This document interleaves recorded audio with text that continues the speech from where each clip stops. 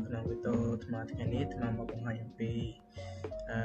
ការស្រុកបន្ទុកនៅក្នុង Microsoft Excel ដោយប្រើប្រាស់រូបមន្តSUM បងអញ្ចឹងយើងចូលទៅក្នុងមេរៀនយើងទាំងអស់គ្នាបងណា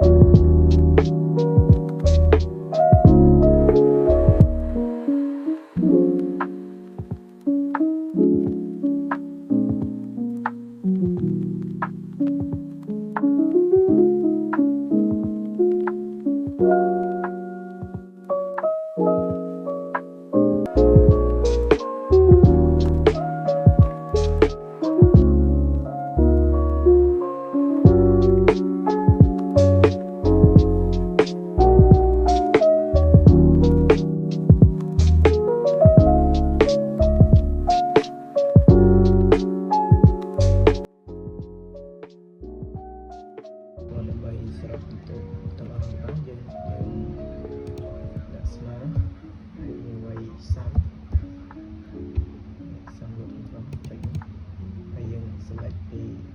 cho kênh Ghiền Mì Gõ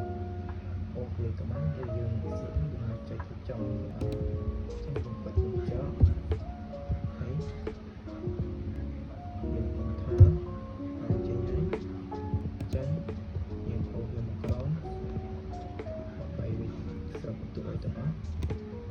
những video